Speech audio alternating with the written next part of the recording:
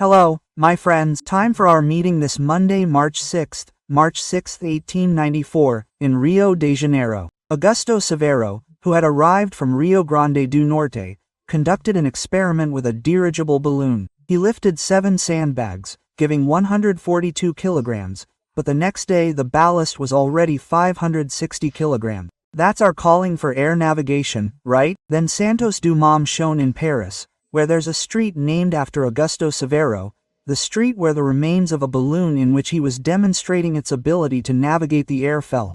Well, on March 6, 1899, almost at the end of the 19th century, Bayer registered a tablet drug under the name aspirin, acetyl salicylic acid. What's the significance of this? It's the first drug that didn't come directly from nature. It had to be synthesized. And throughout this entire century, more than a century of life, 100 uses for aspirin have been discovered. Just as today, thanks to the epidemic, countless beneficial uses for ivermectin for human health have been discovered. So, let's get to today's topics. Don't forget to subscribe and leave your like or dislike at the end.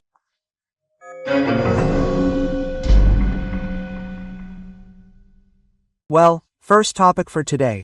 The Supreme Court has just ruled that the custody hearing isn't just for those arrested in flagranti delicto. For those arrested in flagranti delicto, it's for all those who have been ordered to be arrested, whether provisional arrest, preventive arrest, arrest for breach of a precautionary measure, or arrest to begin serving their sentence. Everyone has to have a custody hearing, which is that judge I mentioned to you. He's the judge, and he's the one who guarantees whether everything is okay with the prisoner and whether their rights have been respected, right? Hey, interestingly, I was talking to a prisoner's lawyer today. She spent about 50 days in jail, and she's now wearing an ankle monitor. He told me that the custody judge didn't show up within 24 hours, as the law requires. In fact, he didn't show up. The law says the prisoner must be presented to the custody judge, but now everything is done digitally.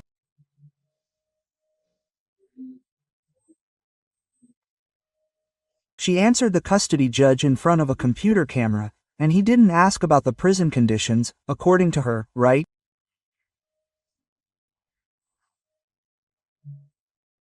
He asked, "What were you doing?" She replied, "I was demonstrating on the lawn, there in the 3 Powers Square." Then she was arrested the next day and put on a bus, right? Well, the army ordered her and over 1,000 people to board a bus, right? Well, she even said that the elderly people were released right away and that they didn't give any explanation for her leaving. She simply left, but she's wearing an ankle bracelet. She has to report to court once a week. She has to be home by 5 a.m. She has to be home by 10 p.m., she said. No, they're treating me like a criminal. I use my freedom of expression, which is guaranteed by the Constitution, there in front of Congress. I didn't go anywhere, just like her, right? There must be a lot of people. Well, anyway, this issue now represents a major change in justice, in the judiciary, right? It requires a custody judge. I wrote it down here because, my God, invasions continue, right, of land, it's the right to property. I'll keep saying here that it's in the same line as Article 5 of the Constitution regarding the right to life. It's the right to property. And the government treats this with disdain or leniency, right? Well, then I see the agricultural sector is terrified. Tomorrow, Tuesday, the new board of the Parliamentary Front for Agriculture takes office. There's going to be a lot of work, because the government seems to be treating the agricultural sector as an electoral enemy, an electoral political enemy, because the majority of the agricultural sector voted for Bolsonaro. Starting with the Ministry of Agriculture, which was the Ministry of Agriculture, Supply, Livestock, and Supply. With Teresa Cristina, she opened up a range of 150 market countries, we supply 15.5 million people.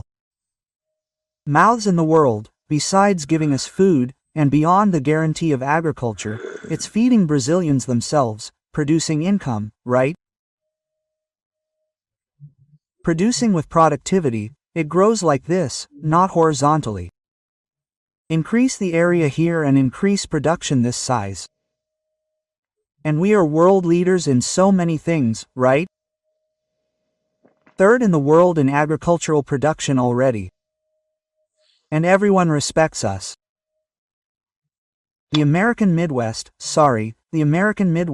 which was a model for us when I covered agriculture for Jornal do Brasil in the 1970s, today they look at us with envy of our technology, of our modernity in agriculture.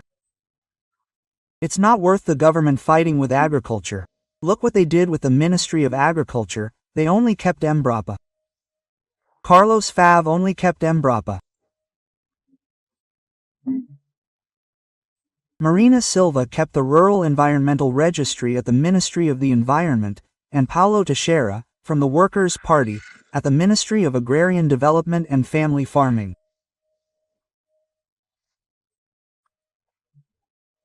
He kept CONAB, INCRA, the National Agency for Technical Assistance and Rural Extension, and SEASASAS, CIAP in Sao Paulo, and SEASA in Minas Gerais.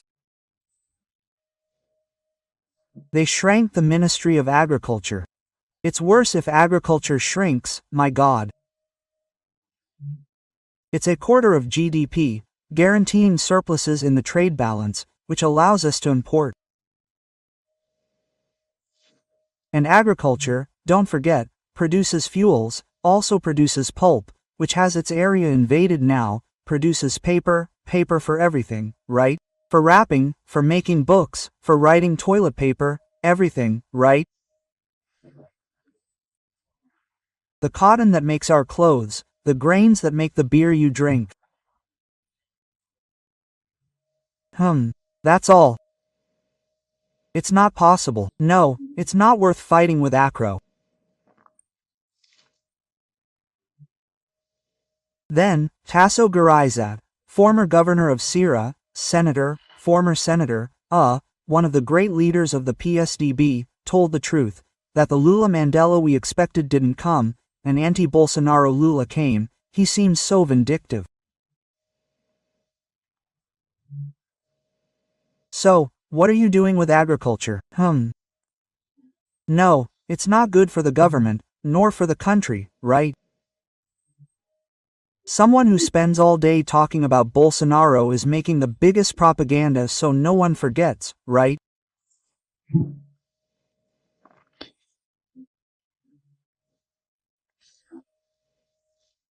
And, look, Senator Isolci Lucas, who is very connected to economic issues, he is president of the Parliamentary Front for Support of Foreign Investment.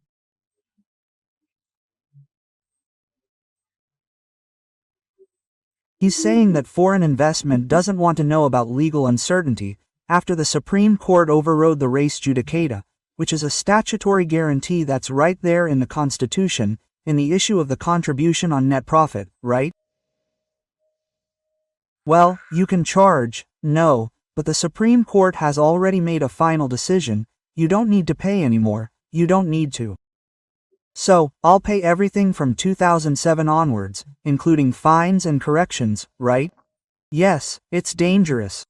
Then what happened now, this year, for 3 years, bankruptcy filings plummeted. Now the number of bankruptcy filings has grown by 80%, affecting mainly medium-sized and industrial companies. This is terrible for the country's economic structure. And because, well, folks, right, I mentioned it at the beginning, right, about ivermectin, right, the word denialist was coined there, right, referring to those who deny the Jewish Holocaust. It was often remembered now when they put people on buses. Back in Germany, they put Jews on trains and they didn't know why. They hadn't committed any crime, it's because they were Jews, right? And the denialists say they don't hear about the Holocaust. The Holocaust. So they coined the word denialist now during the pandemic. But time has passed. Research has continued, and we're changing the meaning of denialist.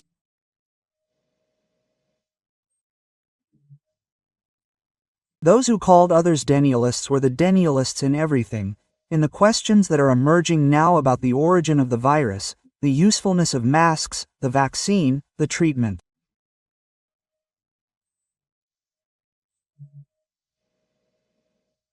Yeah. Nothing like time to expose reality and the truth. From Brasilia, Alexander Garcia.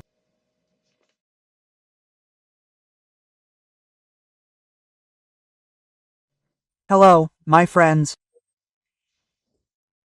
It's time for our conversation on April 19th, Tuesday, and Indigenous Peoples Day.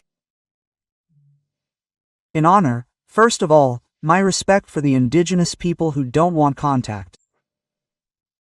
It's their life. They own their own lives. And my tribute to the indigenous people who are digitalized, who are using drones, who are exporting, who are planting and who want to grow and who still have a lot of ties from those who want them to stay in the 19th century. And they want to integrate into Brazil because they are Brazilian like us. April 19th is also Getulio Vargas' birthday. It's Manuel Bandeira's birthday. I'm leaving for Pasargada. And it's Roberto Carlos' birthday. Well, don't forget to like or dislike and subscribe if you haven't done so yet.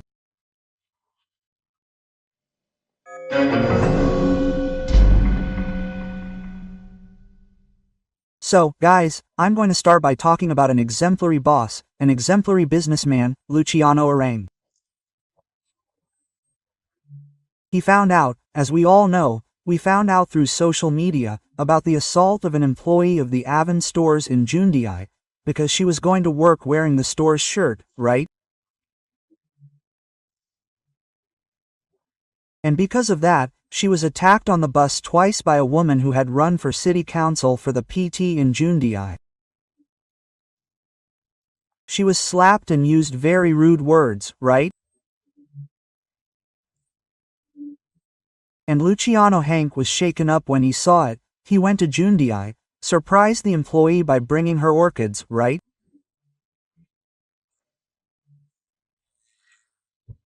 And thanking her for her loyalty, her fidelity and her composure on the bus. Why didn't he start a fight, right? And here's an example of an exemplary businessman for businessmen to see what the relationship is like. What the relationship should be like between a boss and an employee, who he calls a collaborator, right? There are 21,000, if I'm not mistaken. He's already at the top of the list of the richest men in Brazil. Well, hey, folks, in Sao Paulo, a member of the public prosecutor's office wanted to reinforce the position. I think it's an activism, hey, of the Zay. In short, it's an abandonment of the impartiality required by Article 37 of the Constitution, which prohibits Brazilians from enjoying a new WhatsApp feature that will apply to the entire world, to multiply messages. This applies to those who have a prep course, right? To those who want to sell, to those who want to buy, to those who want to advertise, and it applies to the electoral campaign too, right? Clubs, societies that in Brazil are not allowed before the election, no. The public prosecutor's office is also asking for it in 2023. Hey, why? Because there's an assumption that we are liars and the rest of the world is not. That must be it, right? Hey, because it's much easier to punish those who committed the infraction. an infraction against the electoral law or against the penal code. But they're punishing everyone on the assumption that everyone is a liar. This is the Spielberg film with Tom Cruise, Minority Report, which is a 2002 film that portrays Washington in 2054, where people discover that a crime is going to happen, so to prevent the crime they arrest the future criminal beforehand. They are doing this here in Brazil. The person is punished beforehand on the assumption that someone thinks he will commit the crime. It seems like a mockery of the Brazilian people. Speaking of mockery, do you remember the Kodama rule? She was arrested today in Portugal. The federal police, the American DEA and the Portuguese judicial police in an investigation into cocaine trafficking between Brazil and Europe, and she was doing the money exchange. The former Secretary of Science and Technology of Mato Grosso, who is running for federal deputy, was also arrested. I'm going to give a name here to help the guy's political campaign. Just imagine, Nilton Borgato was arrested, also involved in this. It was an operation called Operation Discovery, right? Because it has to do with Portugal. There were arrests in several Brazilian states and so on. And Norma Kodama, remember her? She was sentenced in Lava Jato to 18 years in prison, but she was free, unburdened, free, as this candidate for city councillor in Jundiai used to shout, right? Sentenced to 18 years in Lava Jato.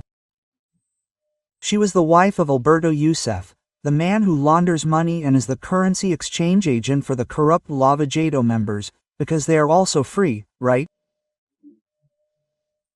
And sentenced to 18 years. When Christmas 2017 came around, she was pardoned by President Temer, but she left with an ankle bracelet.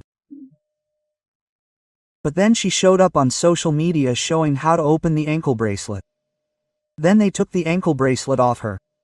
So I'm free. She kept practicing. She appeared with, according to the news, earrings that belonged to someone else, very valuable, 150,000 pairs. That's right. Remember when they asked her, I think it was in the inquiry committee, if she carried dollars in her underwear, she sang, Amador Amonte. Today is good to remember, right? On Roberto Carlos' birthday, he sang, Amador Amonte, in mockery. And then I wonder if all this isn't a mockery against us, they're mocking Brazilians. And then, I remember that today President Bolsonaro, I think I have here exactly what he said.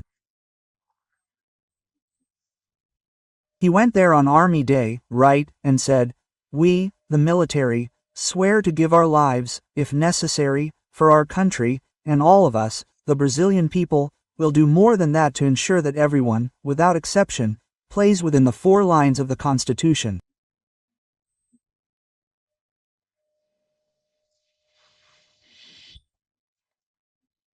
Well, I saw a very good report in Gazeta do Povo de Curitiba about this issue, about who isn't playing within the 4 lines. Then, Gazeta recalls that the National Council of Justice in 2019, chaired by Dias Toffel, who is the Supreme President, approved Resolution 305, which regulates the actions of judges on social media.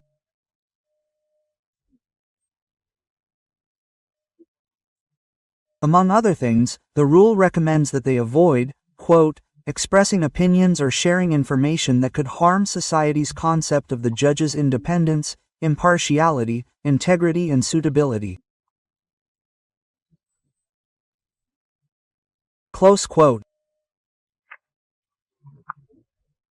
In addition, the resolution recommends that judges, quote, avoid expressions, expressing opinions or advice on concrete or abstract legal issues that may eventually fall within their jurisdictional attribution or competence.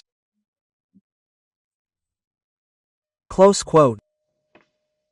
Now, you might say, Wow, but that doesn't refer to the Supreme Court, because the Supreme Court is above the Federal Council. The National Council of Justice is. The National Council of Justice can judge anyone except a Supreme Court justice. The only one who judges a Supreme Court justice is the Senate. It's in the Constitution, right? And then we see, right? I said a little while ago, impartiality is in Article 37 of the Constitution. It's required for public service, and the judiciary is a public service. Impartiality. That's not what we saw there in Boston. Minister Barroso, right? It's obvious that he was referring to Bolsonaro, calling him an enemy, right? Enemy chief executive. Minister Lewandowski, right? Quote, said that the denialist attitude of the federal government was responsible for the exponential increase in infections and deaths. Unquote, during the pandemic. Wow, that's a judgment. It's already a sentence, my God, which, by the way, I completely disagree with, right? I think denialism was denying the treatment, right?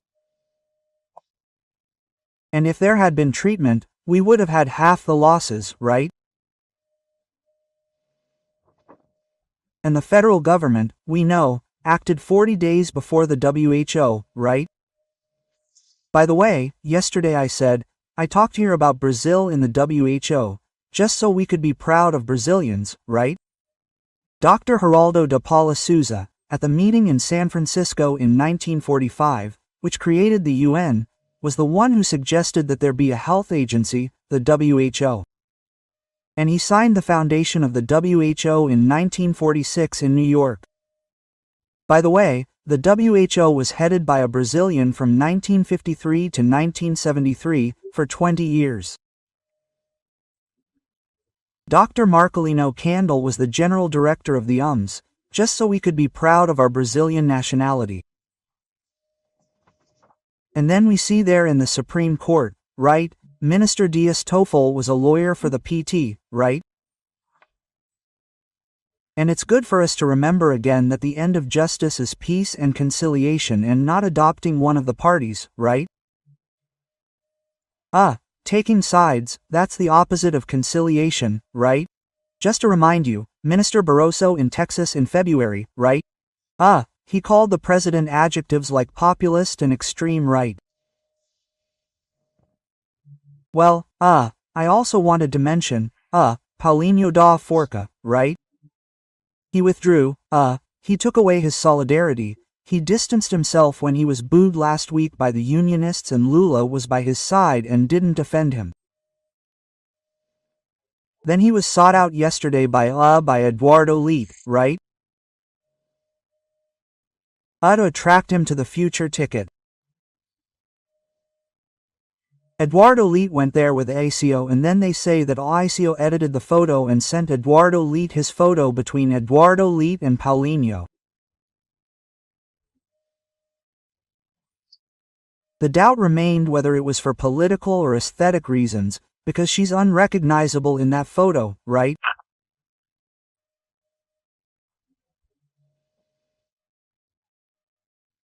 And now this morning the most recent photo that came out after that meeting of Paulinho da Forca appears, who was valued in that whole turn arm in arm with Lula and Gachi, right? That was still in the middle. Ciro Nogueira tried to attract Paulinho, he was gaining value, right? The interesting thing is that at the same time that I said yesterday that Sergio Moro is ending, the magazine Cruzoe also ended, which was perhaps the biggest interpreter, supporter, enthusiast of Sergio Moro's candidacy. They didn't fight. Let a magazine end, but they sank together.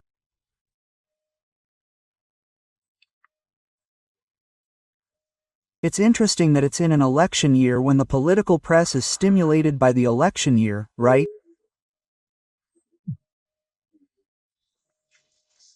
That was very strange.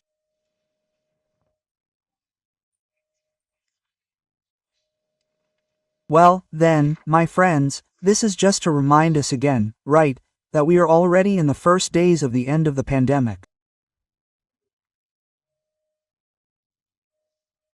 Well, at Disney everyone can already hug each other.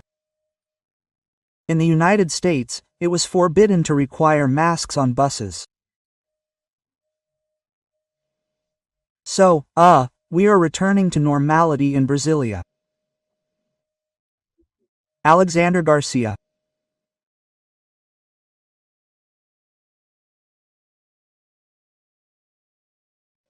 Hello, my friends.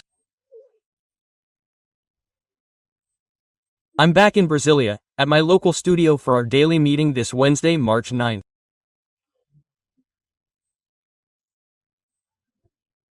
Look what I got yesterday in Sao Paulo from Arte Sunho, which is a souvenir producer from Espírito Santo. I'll leave it here by my side. Here's the one from Brasilia. Alexander Garcia, look how sweet it was. Thank you so much. I really didn't get any love from Uber, did I? I was going out that night to have dinner with my daughter. I wrote it down. I stayed from 8:07 p.m. to 8:31 p.m. in front of the house where I was staying. And 6 times Uber found a driver, and 6 times the drivers refused. Then the owner of the house saw me there, desperate, since we had already booked the time at the restaurant, and took me to the restaurant. Incredible.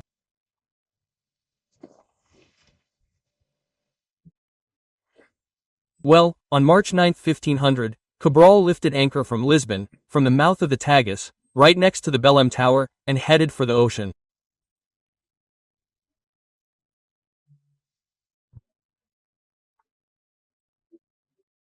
"44 days later, Pedro Álvares Cabral arrives at the northeastern salient in Touros. And there he plants a marker with Portuguese leos. Leos is a stone similar to Portuguese marble with the king's coat of arms, and the cross of Christ. Well, Cabral was the first noble navigator. He is of the order of Christ. Well, on a day like today, since we're only hearing about Russia, right? March 9, 1890, those of my generation, I remember, Molotov was born, who became the Minister of Foreign Affairs of the Soviet Union. In 1934, on March 9, Yuri Gagarin was born. The Earth is blue, the first human astronaut, right?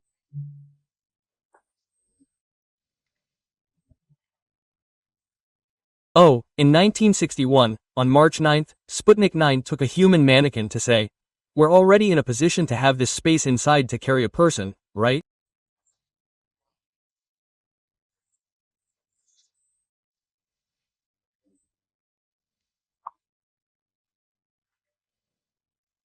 Oh, and so, everyone, since I'm talking about war, on the night of March 9th to the 10th, in 1945, the United States bombed Tokyo with incendiary bombs, knowing that most of the houses were made of wood and paper.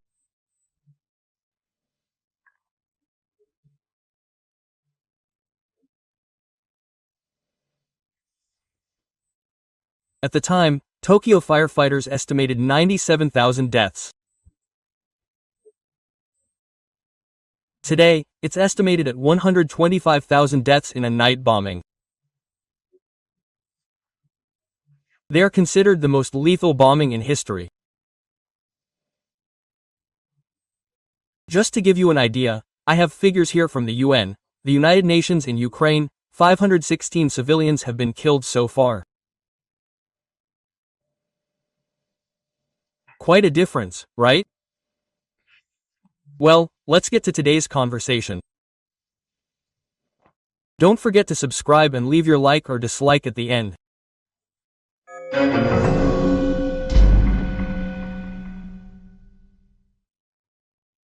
Well, you're already in the 390 millennium arc. Did you memorize it? Warsaw. Taking Brazilians, 42 Brazilians, 22 Ukrainians, 5 Argentines, 1 Colombian, 14 children, 8 dogs, and 2 cats.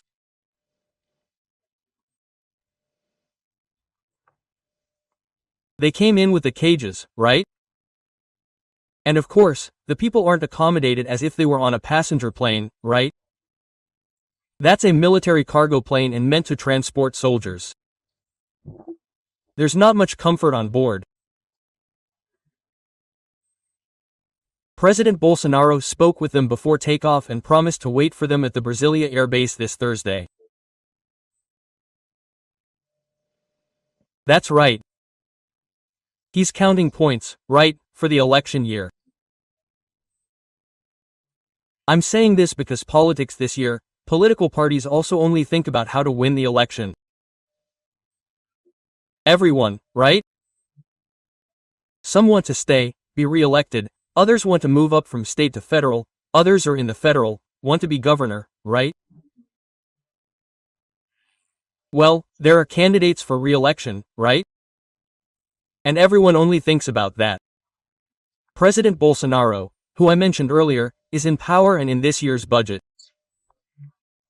This year, Brazil has already provided aid to 18 million families, $9 billion in excess. Student debt forgiveness, 92% of the debts, $38 billion they owed and couldn't pay. They will be forgiven. The IPI, tax on industrial property, is reduced by 25% for appliances and vehicles, $9.8 billion, as well as the PIS/COFINS, tax on gas, tax, which amounts to almost $1 billion, is cancelled. The Casa Verde Amarela housing program, there's the housing program for the police, worth $100 million, right? The IPI, tax on industrial property, is cancelled for taxi drivers, which amounts to almost $2 billion, the Vale gas program amounts to almost $2 billion, and the salary increase for elementary school teachers is 33%. Well, the federal government contributes $3.8 billion.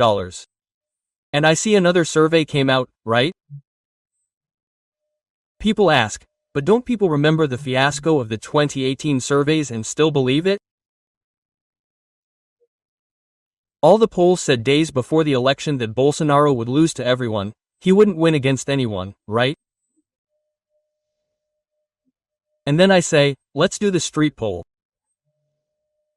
There are those who can go out on the streets and those who can't go out on the streets. And there are those who go out on the streets and aren't recognized, right? This street poll, well, people are talking, people with the Workers' Party, PT, to form a federation, right? They already want to cancel the labor reform, revoke the privatizations, right?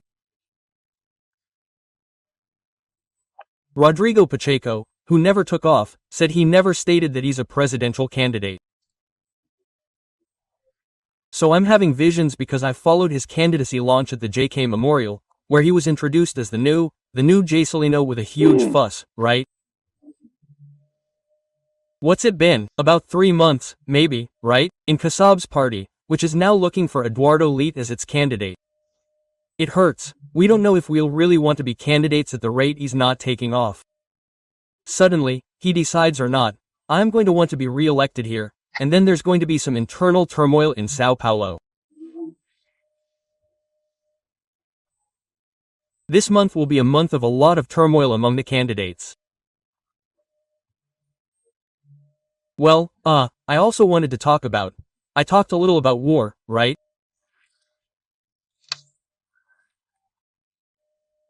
I'm seeing here, 80 companies are leaving Russia, okay?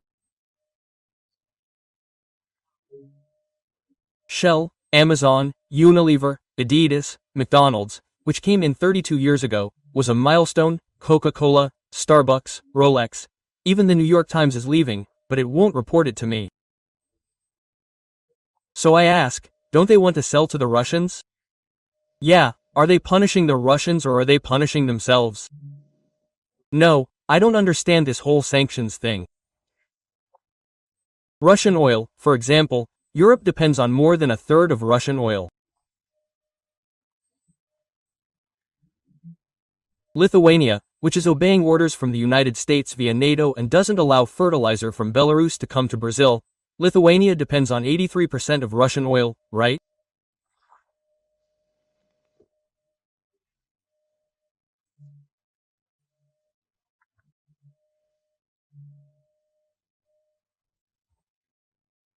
Look, Financial Times, from now on, I found on their website, posted there less than 20 hours ago, it says that, in the months of October and November, military missions and civilian experts from the United States were in Ukraine to prepare, according to Ukrainian authorities, the publication says, cyber defense. But it's not just defense, it's a cyber attack too, right?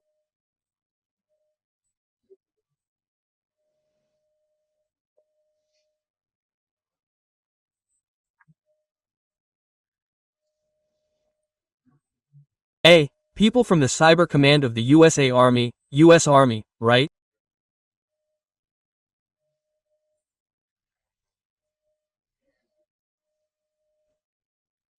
Actually, and then the Financial Times publication says, well, they say it's defensive, very different from the billions of dollars in weapons that the United States is pouring into Ukraine to kill Russians.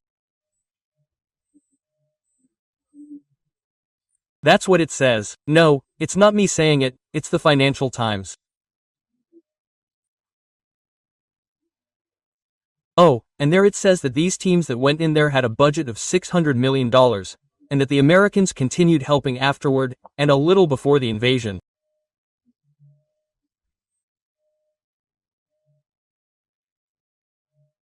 The replacement, the president of Microsoft himself posted some help, very quickly on February 24th, right?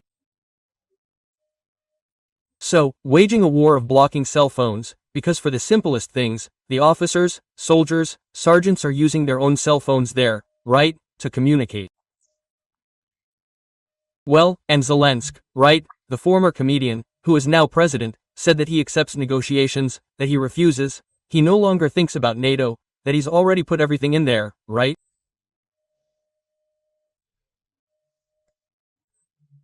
They say the Russian version, I can't sign it and endorse it.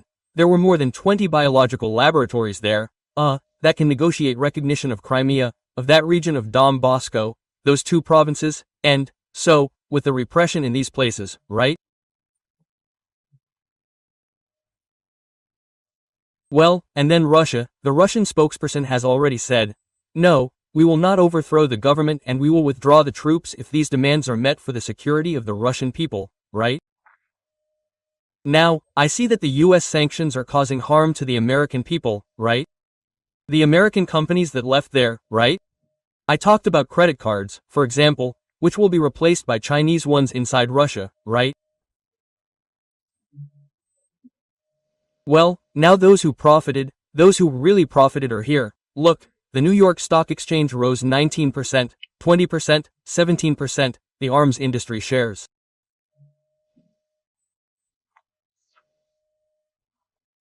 Ratton, Lockheed Martin, Northrop Grumman, General Dynamics. Who lost? Boeing's value fell. Because they stopped buying. And there's a rare mineral from Russia that is needed in the plane. I don't know if it's titanium, something like that, right? So, sanctions.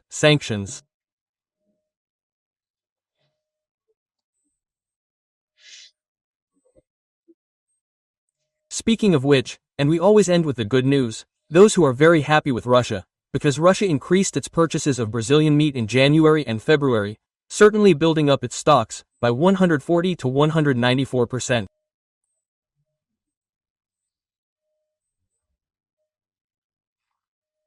This is information from the Association of Meatpackers, ABRA. Frigo de Brasilia, Alexander Garcia. Hello, my friends. It's time for us to meet this Thursday, May 4th. Did you know that May 4th is International Password Day? It's what everyone uses when withdrawing money from an ATM. I'm here on a side street in downtown Lisbon and right next to me is an ATM. On every block there's an ATM here so you can withdraw money at any time of the day or night, without the risk of being robbed, of having the ATM broken into, of having it blown up.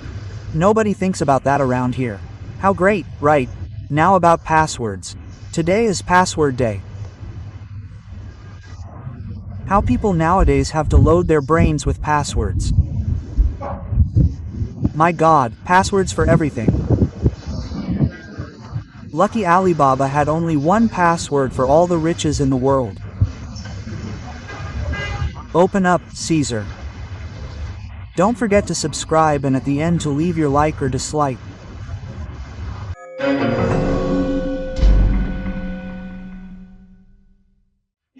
So I'll start by giving an example, right, of how crime pays in Brazil, right? It pays to break into ATMs, it pays to jump into ATMs, and it pays to be corrupt in Brazil. This is not news to you, right? But just look, the 13th District Court of Curitiba, the one that belonged to Sergio Moro and that convicted Sergio Cabral.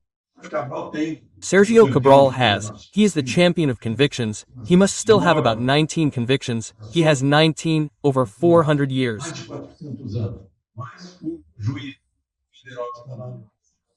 But the federal judge who was there in Sergio Moro's place has already annulled a 14-year and 2-month conviction that had been confirmed by the reviewing court. The Regional Federal Court of the 4th Region was annulled, right? So everything is going well. He has already served 6 years in prison, but now he is relieved, right? And that is how justice and crime work in Brazil, right?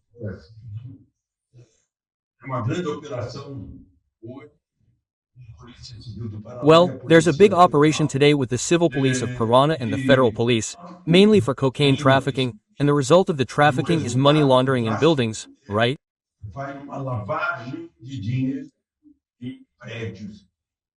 See?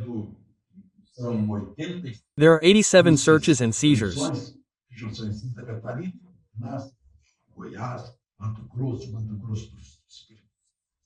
Just look, in Santa Catarina, Parana, Sao Paulo, Goiás, Mato Grosso do Sul, Espírito Santo, Rio de Janeiro, right?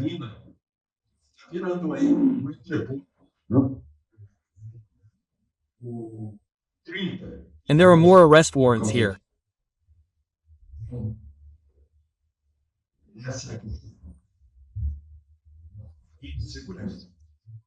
There's one, because of cocaine, Brazil is turning into a cocaine depot, right?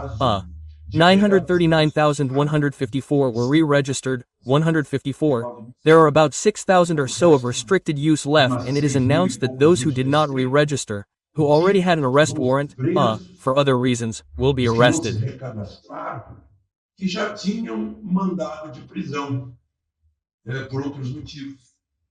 Wait a minute, but they did not comply with the arrest warrant. Now they will comply because they did not re-register. Including that guaranteed arrest that is the one of the person who does not pay alimony, right? But wait a minute, someone who already has an arrest warrant could have a gun? My God, right? Well, there is another case. I had lunch here in Lisbon today with a Brazilian criminal judge. She is horrified by what she is seeing in the Brazilian justice system. I told her, Doctor, even worse is the law student who receives this news every day.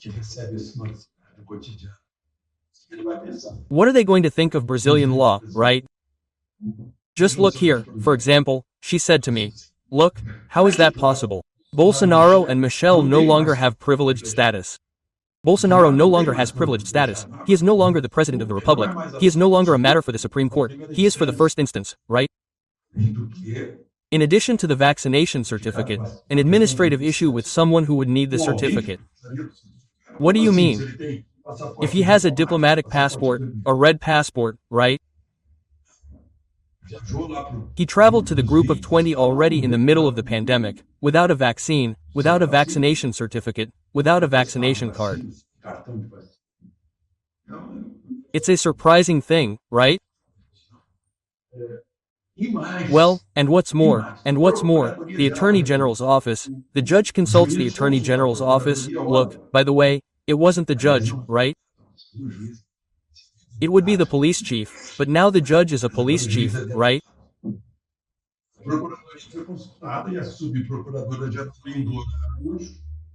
Then the Attorney General's office was consulted, and the Deputy Attorney General, Linda Araujo, said, I don't see, right, any minimally consistent evidence to justify this operation at Bolsonaro and Michel's house.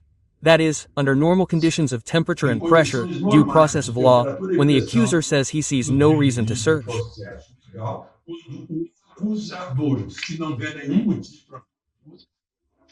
Of course there is no search, but that is under normal conditions of temperature and pressure of due legal process. We are no longer, right? We are in abnormal conditions. Well, let's move on. I think moving on to a subject here, no, it's still the same subject. A federal delegate sent me to remind you about the vaccine operation, the phishing operation. Get the president's cell phone to see if there is anything, to see if we can catch it. Go to the aide's house to get a vaccination certificate, but let's search the rest of his house. Let's search the house.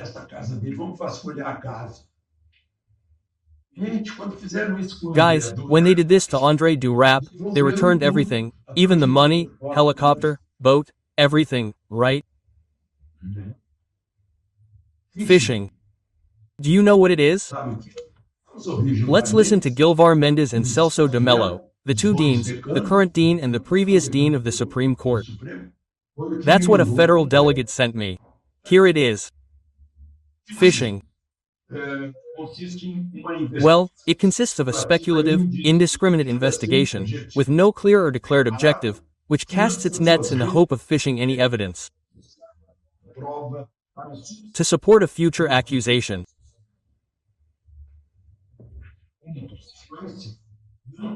As a consequence, it cannot be accepted in the Brazilian legal system under penalty of seriously violating the boundaries of a democratic criminal process of a constitutional nature.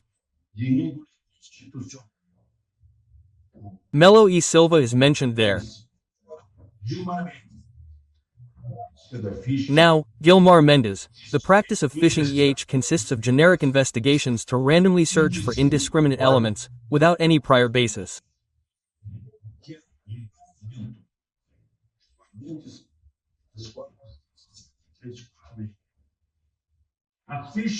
Gilmar Mendes, in ABCP 163461. Phishing expeditions are, quote, merely speculative or random investigations, that is, at random, of an exploratory nature, also known as prospecting expeditions, simply prohibited by the Brazilian legal system.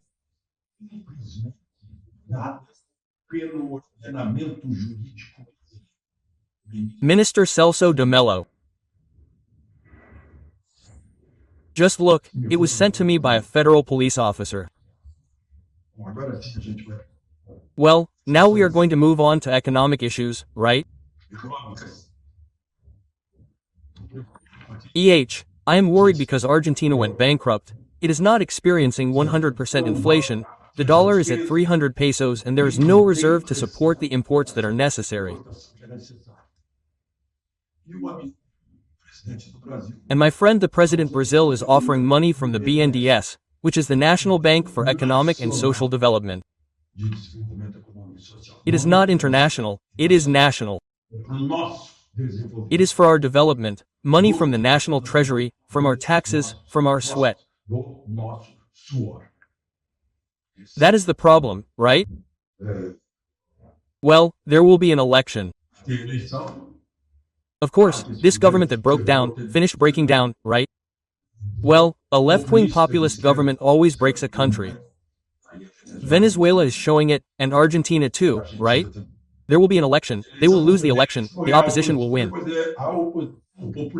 Then the opposition, populism will blame the opposition next year for Argentina's bankruptcy. Will the people still believe it? President Lula complained, he continues to criticize the central bank for maintaining the basic Selic rate. So I'll get a report here. I learned a lot about economics at the Federation of Industries of Rio Grande do Sul, and I'm now seeing their report that they are still absolutely stuck. I made a little summary here, right? Oh, The interest rate is high, but it is not because of the central bank. Well, it is because of the government that removed the spending limits, and he thinks that the solution is not to contain expenses, but to charge more taxes.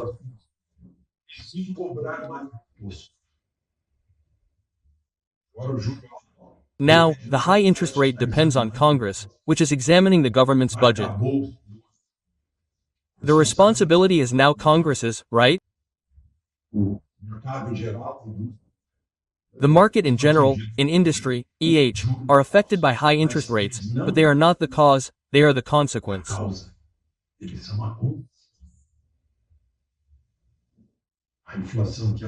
The inflation that appeared and the government's fiscal irresponsibility. Federation of Industries of Rio Grande do Sul. Well, the government suffered yet another defeat in the chamber. The first was the story of the censorship project, right? It's funny that Guzzo, Jose Roberto Guzzo, remembered the following. It's as if a team realized that it was going to lose the game, and then it didn't go on the field. That's what they did. The government didn't put it to a vote because they saw that they were going to lose. The rapporteur asked to withdraw it. Well, let's take the team off the field. We're not playing because we're going to lose. Now they've lost again. They lost. Let's see by how many votes here. 295 to 136. 295 deputies saved the sanitation framework that was being nationalized again. And we were going to continue with a good part of the Brazilian population without water and a greater part of the Brazilian population without sewage, because this is in the hands of the government, and as we know, it doesn't work. It doesn't work, right?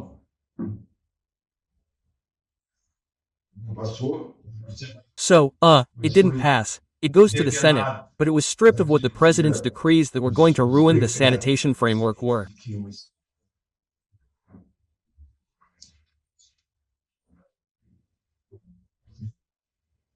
Oh, and finally, just tell a little story that happened in the United States.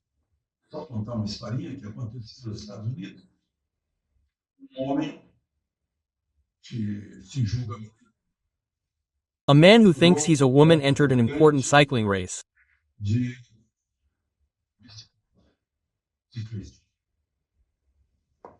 He won. Of course, he has more muscles, he has more strength. Now I'm surprised that the others women accept this. It was the proof put into practice of that cartoon that I found sensational. At the start of a bicycle race, there was a motorcycle in the middle, and the owner of the motorcycle justifies, "She feels like a bicycle." From Lisbon, Alexander Garcia.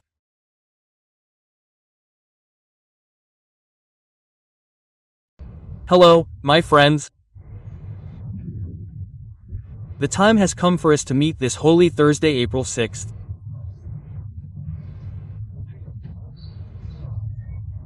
On April 6, 1838, one of the greatest Brazilians in history, José Bonifácio de Andrade Silva, 74, died.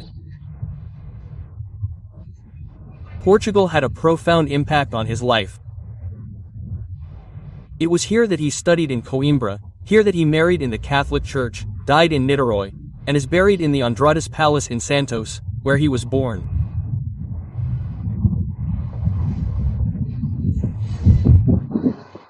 José Bonifácio was the one who influenced Pedro I, along with Princess Leopoldina, to stay in Brazil and later declare Brazil's independence.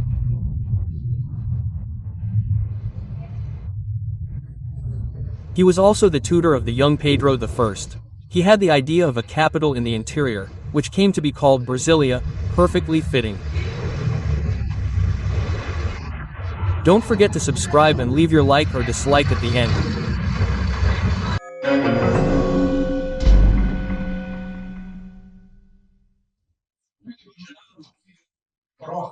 I can only imagine that a national proponent like José Bonifácio, who studied law in Coimbra, would be considering our legal structure. Do you know why I'm mentioning this? Because of the Blumenau Daycare Center.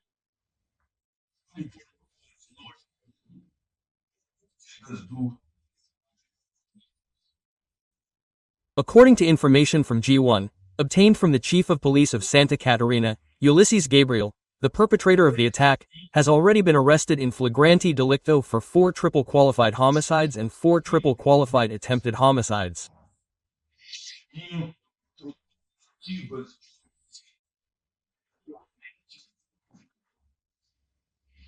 And he's 25 years old. I mean, who is also to blame for what happened at the daycare center?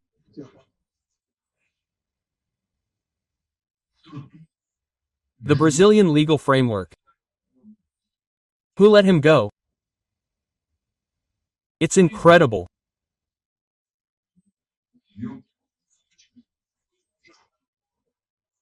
It's incredible that a 25-year-old has already killed 4, been arrested in flagrante delicto, attempted to kill 4 more, and what was reported yesterday, that he stabbed his stepfather, stabbed a dog, and is still free, and was riding a motorcycle, making door-to-door deliveries.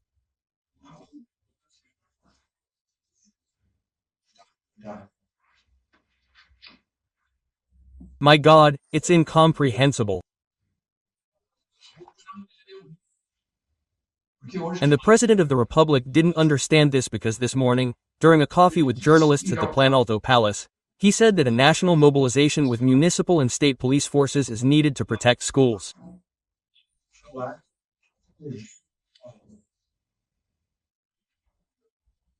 Folks, schools need to be protected from the Brazilian judicial system and legal system. That's what allows it, folks. We have legislators who theoretically represent us. They have to change the laws. If the laws are inducing judges to release murderers, then the laws have to be changed.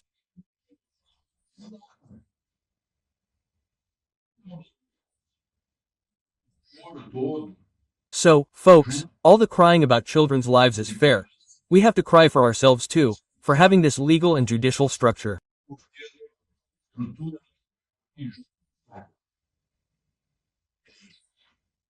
That's it, that's what we have, right? Well, I mentioned President Lula, he didn't stop there. At breakfast with the journalists, he said he went beyond the furtado, right? They invented this abuse to breach the ceiling. The law that prevents government spending from growing beyond inflation. Well, it's more than that. He now says he's going to adapt the target, because he says, if it can't be met, the best thing is to change it.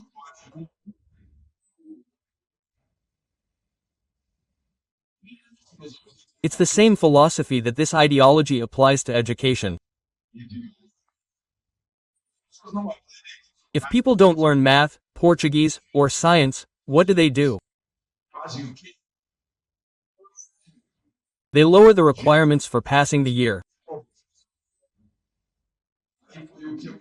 And that's what I mentioned the other day, based on an interview with Portugal's former Minister of Education, right? That this makes things worse. So the current target is 3.25% inflation. We won't reach the target, it'll result in an inflation rate of 7%. So let's say the target is double that. It's 6.5%, which is double 3.25%. That's more or less it. Yeah, it sounds like a joke, right? But it's not, right? He lied. Or was it a mistake by a colleague of mine who said that the country isn't a serious country, that Brazil isn't a serious country? In fact, he said that about Algeria, not Brazil. The Brazilian ambassador was the one who said that about Brazil, which my reporter friend misunderstood. But it seems we're not serious about something like that. There's more. The president said even more. The market must be terrified. He said he's going to change Petrobras' pricing policy. Did he ask the Russians or Petrobras shareholders, Brazilian and foreign? My God. That's why the economy is scared, and it has good reason to be scared.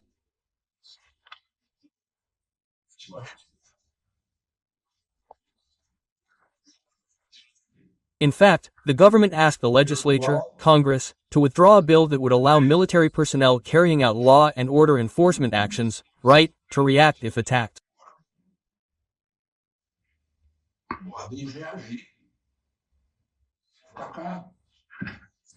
The military's job is to kill the enemy, right? But if they want to, they're withdrawing the bill. In other words, the military will have to allow the criminal to shoot first, right?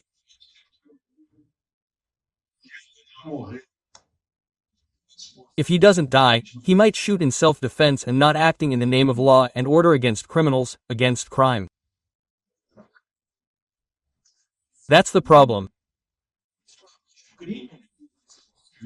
We protect crime in this country, as we saw in the case of the monster who attacked the daycare, attacked the dog, attacked the stepfather, killed 4, tried to kill 4 more adults, and now killed the children.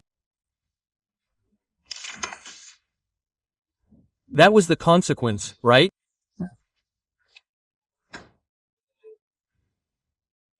Well, the president also appointed ministers.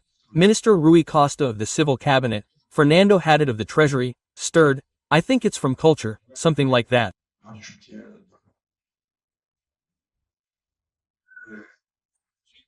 Well, Minister Alexander Silveira de Oliveira, who is from Mines and Energy, to be advisors to Itaipu.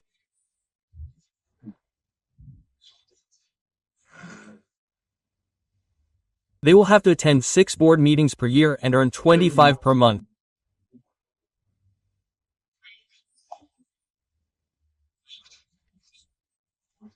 I remember when President Sane invited me to be president of the state-owned media company, and I said, look, it's not possible because I earn more than I would as a reporter, more than I would as president.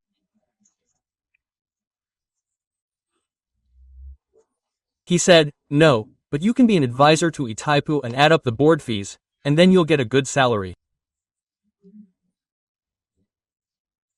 That's how the Brazilian state, which you support with your taxes, works, right? You are the source of power and the source of the money that sustains the state. Well, talk about appointing, right? He was appointed last Friday, and he didn't last a week. He's already been dismissed by the same decree from the same Minister of Education, Camilo Santana. He was appointed coordinator of high school education, but now he's been removed from the position of coordinator, from the head of the high school coordinator, because of this mess going on with high school education, which the government also doesn't understand. And finally, talking about the Amazon, citing the wisdom of the experienced Alison Paulinelli, the man who was there as a candidate for the Nobel Peace Prize because he enabled the increase in food supplies in the world, his work. Brazil is becoming the world's breadbasket.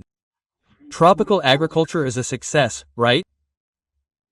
And he reminds us that there are enemies of tropical agriculture, right? Under the pretext of protecting the Amazon, ideological enemies, but there are also adversaries of competition. Just look, the American Midwest must be feeling it, the Europeans who have to survive on subsidies, and Brazil, which has space to produce food, not just carbohydrates, but also high-quality proteins. Alison Paulinelli reminds us of this. From Lisbon, Alexander Garcia.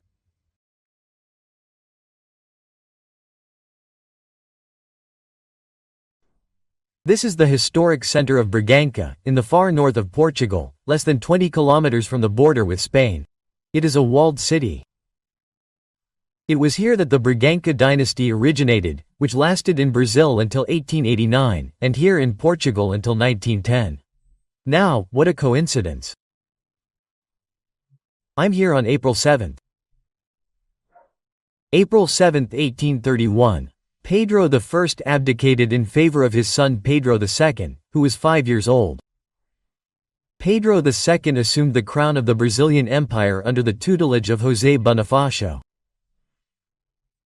Pedro I came to Portugal to fight for the crown so that he could leave his daughter with a Brazilian princess who was born in Brazil and became queen of a European country. Just look how interesting. And the story began here in Bragança, the root of the Bragança dynasty. Don't forget to subscribe and leave a like or dislike at the end. That's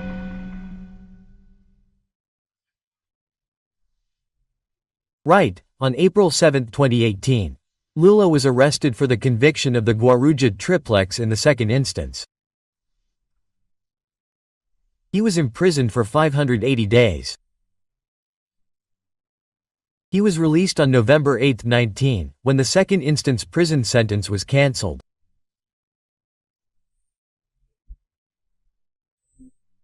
And later, on March 8, 2011, Minister Fakim annulled the trial, annulled the conviction, saying that he should have been convicted or the trial should have taken place in Brasilia, right? And part of the trial in São Paulo as well. Speaking of Lula, he met with Ronnie and Ronnie asked him not to explore oil off the coast of Amapa.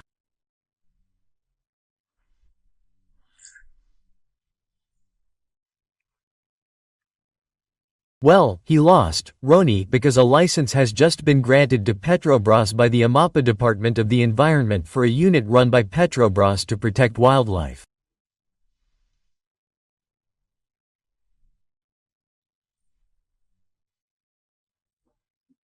That was the reason imposed by IBAMA, right, that it should be fulfilled, that Petrobras' commitments to the fauna fulfilled the commitments.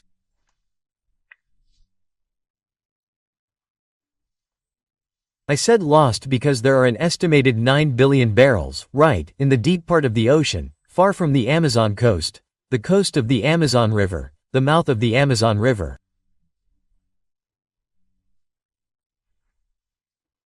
And there's no way we can't take advantage of our wealth, right? Even with this good news, Petrobras shares fell, because of the turmoil in the markets after Trump's tariff hike. The dollar reached $5.90.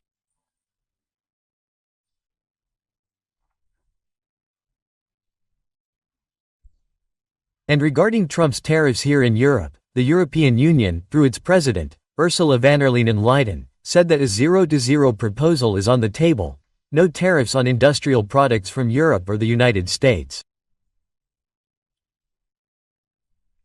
Just look, Trump is a negotiator who has always acted like this. He puts the bod in the room and then negotiates the removal of the bod because the bod is bothering him, right? By the way, the European Union is not pleasing all countries. Today on the road here, coming from Lisbon to Bragança, it's almost 500 kilometers, and I saw banners saying down with the bureaucracy, that is, it's the bureaucracy of the European Union that is inventing bureaucratic issues for everyone. England has already been displeased. England dropped out, right, the United Kingdom. So that's the situation. Well, another matter, Hugo Motta, again, he just made a statement. He, I think, insists on living in this world that was created there in Praca dos Três Poderes. A world that has nothing to do with the reality of the country, right? That world of coups, right, to justify many things, to justify political decisions, Bolsonaro's removal, for example. He seems to have embraced that. He's saying that yes, amnesty is a sensitive issue, that it has to be treated that way, but care must be taken not to aggravate the institutional crisis between the legislative, judicial and executive branches. What do you mean? Deputy Hugo Motta, with all due respect, you know very well what the institutional crisis is. It's the Supreme Court legislating, it's the Supreme Court making political decisions. But the one who legislates and makes political decisions is the National Congress, which has the power of attorney to do so. A power of attorney called a vote. It receives the people's vote to act in the name of the people. The people are the source of power. This power is transferred by vote to each deputy, each senator who must exercise it. In fact, it is an obligation to exercise it. Article 49, Section 11. I'll read it, maybe he's a little distracted, right? Well, it's up to the legislative branch, to the National Congress. It's the responsibility of the National Congress to ensure the preservation of its legislative power in the face of the normative attribution of other branches, right?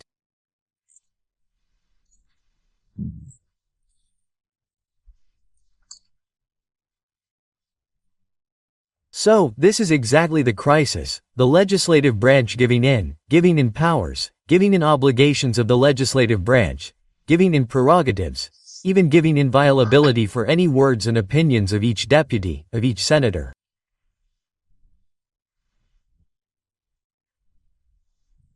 No, I think we have to think about this.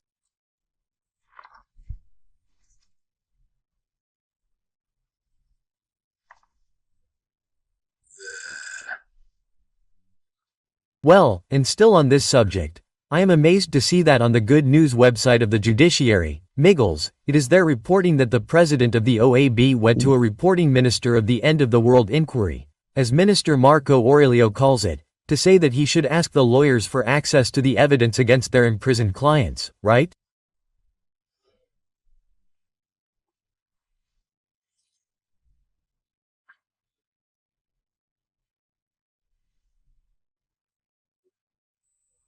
He also pointed out that there was insufficient time for defense and analysis of the records, impacting the adversarial system, the full defense and due process. Well, this was common, I remember, in the Soviet Union. The rush. The lawyer barely speaks, the lawyer doesn't even see the evidence, the lawyer is unable to exercise the full right to defense. And the lawyers have complained about this. Now, we have reached a point where the president of the OAB has to ask for something that is a constitutional guarantee, the full right to defense.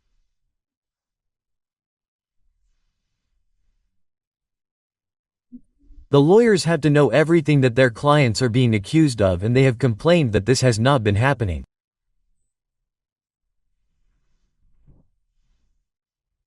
This is today's Brazil of Bragança, Portugal. Alexander Garcia.